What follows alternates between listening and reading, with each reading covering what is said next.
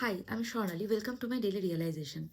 যখন আপনি আস্তে আস্তে নিজেকে জানা শুরু করবেন, সেলফ রিফ্লেকশন করবেন, নিজের কমি, নিজের অ্যাডভান্টেজ, ডিসঅ্যাডভান্টেজ, আমি কি পারি না পারি সবটা আস্তে আস্তে বুঝতে শুরু করবেন।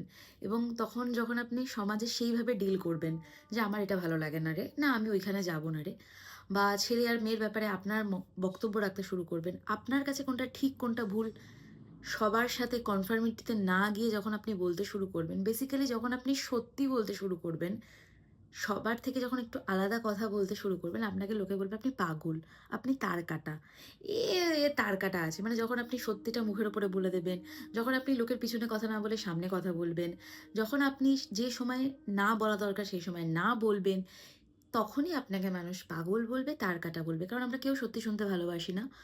আমরা কনফার্মিটিতে বিশ্বাস করি যে সবাই যেদিকে ঘাড় হিলাচ্ছে, আমরাও সেদিকে ঘাড় হিলাবো। সাইকোলজিতে একটা কনসেপ্টই আছে কনফার্মিটির, যেখানে মানুষজন ভুল জিনিসটাকেও ঠিক বলে, কারণ সে একটা দলে যেতে চাই বলে।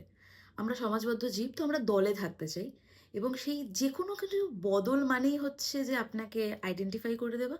এবং যখন আপনি মানে প্রত্যেক দিনের কনভারসেশনে, সেটা আপনার বাড়িতে, আপনার কাজের জায়গায়, আপনার বন্ধু বা মানে খুব ক্লোজ ফ্রেন্ডসরা কখনোই আপনাকে এরকম ডিসকার্ড করবেই না।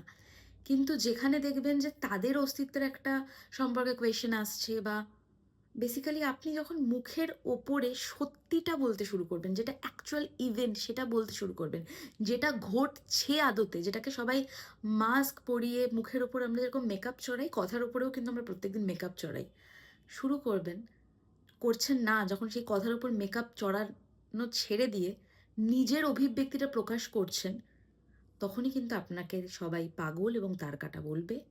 সেটা মেনে নিয়ে যদি নিজের সাথে লড়াইটা চালিয়ে যেতে পারেন, very good. This is for today.